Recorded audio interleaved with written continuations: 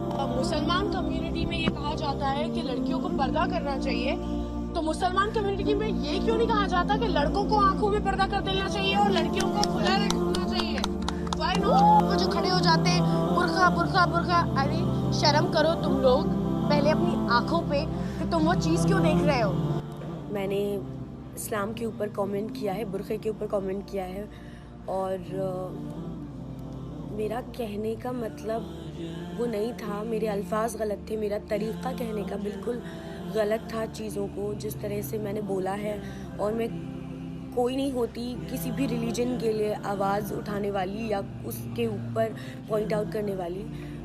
उसके लिए मैं बहुत बहुत माफ़ी मांगती हूँ टू ऑल द मुस्लिम्स जिन्होंने भी जिनके भी इमोशंस को मैंने हर्ट किया है।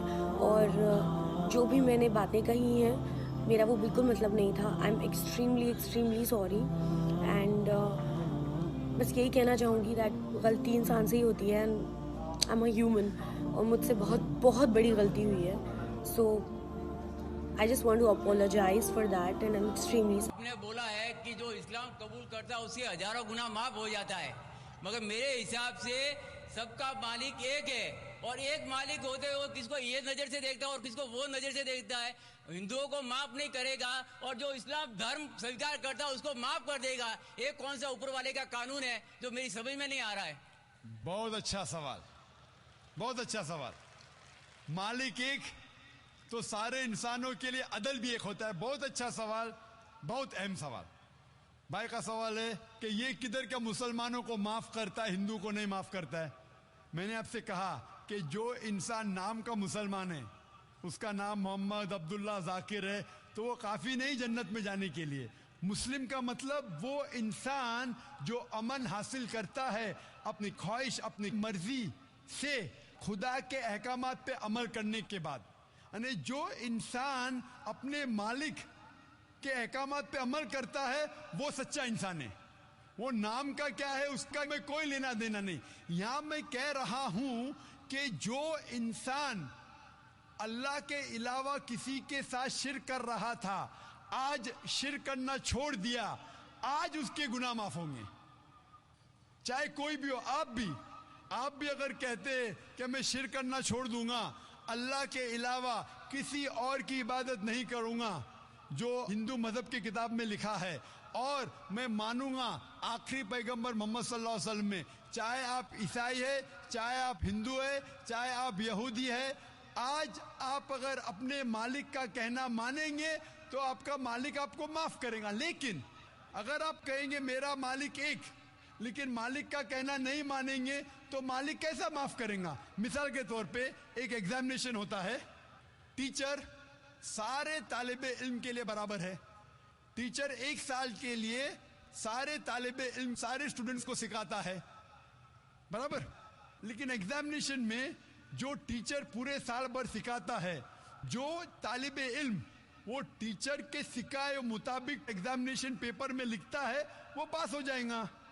जो तालिबे इल्म टीचर जो सिखाता है उसके खिलाफ काम करता है तो टीचर क्या उसको पास करेगा?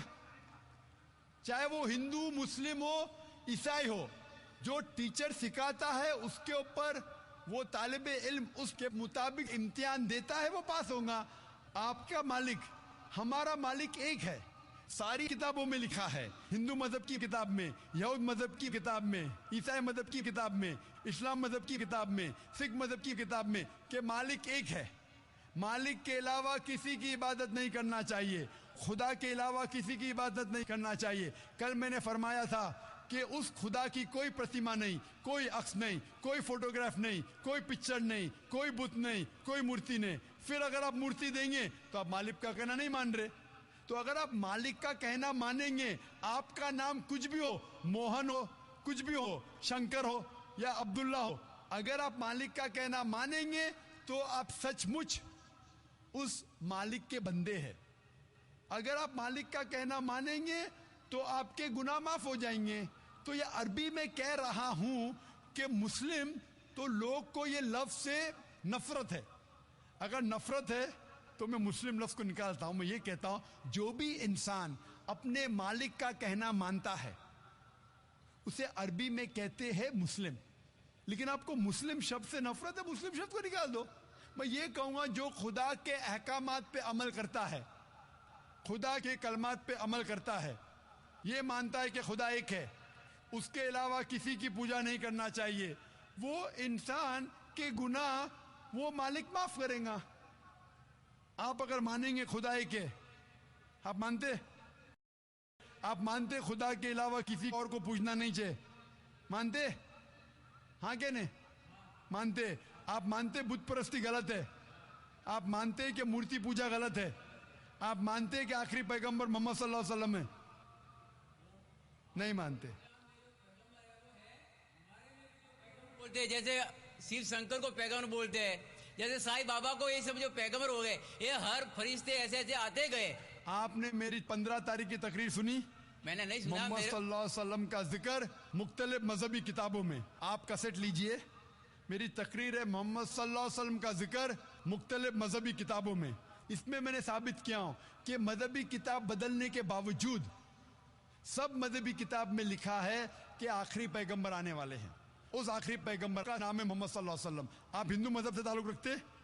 हिंदू मजहब की किताब में लिखा है, भविष्य पुराना पर्व 3 खंड 3 अध्याय 3 श्लोका 5 से 8 में लिखा है भविष्यवाणी मोहम्मद सल्लल्लाहु अलैहि वसल्लम की। आप पढ़ेंगे भविष्य पुराना पर्व 3 खंड 3 अध्याय 3 श्लोका 10 से 27 में मोहम्मद सल्लल्लाहु अलैहि वसल्लम का जिक्र है। आप कुंडब सुक्ता पढ़िए, अथर्वा वेद में लिखा है, किताब number 20 him number 127 shloka number 1 से 14 में लिखा है मोहम्मद सल्लल्लाहु अलैहि वसल्लम के बारे में। आप पढ़िए अथर्वा वेद किताब नंबर 20 अध्याय नंबर 21 श्लोका नंबर 6 और 7 में मोहम्मद सल्लल्लाहु अलैहि वसल्लम का जिक्र है। मोहम्मद सल्लल्लाहु अलैहि वसल्लम का जिक्र है साम वेद में अहमद जैसा, साम वेद उत्तर चिक मंत्रा नंबर 1500 लिखा है। यजुर्वेद में अध्याय नंबर 31 श्लोका नंबर 18 में। आप पढ़ेंगे ऋग्वेद किताब नंबर 8 अध्याय नंबर 6 वर्ष नंबर 10 में। आप अगर पढ़ेंगे अथर्वा वेद किताब नंबर 8 अध्याय नंबर 5 श्लोका नंबर 16 में मोहम्मद सल्लल्लाहु अलैहि वसल्लम के बारे में अहमद लिखा है। अथर्वा वेद किताब नंबर 20 हिम नंबर 126 वर्ष नंबर 14 में कई जगह लिखा है नाराशंसा। नाराशंसा मतलब वो आदमी जो प्रशंसा के लायक है। इसका अरबी में तर्जुमा होता है मोहम्मद। मोहम्मद सल्लल्लाहु अलैहि वसल्लम का नाम से जिक्र है हिंदू मजहब की कई किताब में। ऋग्वेद किताब number 1 hymn number 13 verse number 3, Rigveda किताब number 1 hymn number 18 verse number 9, Rigveda book number 1 hymn number 106 verse number 4, Rigveda book number 1 hymn number 142 verse number 3, Rigveda book number 2 hymn number 3 verse number 2, Rigveda book number 5 hymn number 5 verse number 2, Rigveda book number 7 hymn number 2 verse number 2, Rigveda book number 10 hymn number 64 verse number 3, Rigveda book number 10 hymn number 182 verse number 2, Yajurveda chapter number 20 verse number 55, Yajurveda chapter number 20 verse 37, Yajurveda chapter number 20 verse 57, Yajurveda chapter 21 verse number 31। मैं सिर्फ हवाले दे सकता हूं आपकी किताबों में से सिर्फ घंटों तक, जिसमें लिखा है मोहम्मद सल्लल्लाहु अलैहि वसल्लम आखिरी पैगंबर है। आज जो इस्लाम कबूल कर रहे हैं उनको ये समझाओ कि इस्लाम धर्म क्या है। उनको वो समझ में, मेरे भी समझ में नहीं आ रहा था इस्लाम बोलते किसको है। आपने कहा कि जो लोग इस्लाम कबूल कर रहे हैं उन्हें समझाओ इस्लाम धर्म क्या है। आप नहीं समझे, वो लोग समझे इसलिए तो इस्लाम कबूल किए। आप भी समझेंगे तो आप भी कबूल करेंगे। ये 10 रोजा कॉन्फ्रेंस जो था, हमारा मकसद था बताने के लिए सारे इंसानों को इस्लाम क्या है।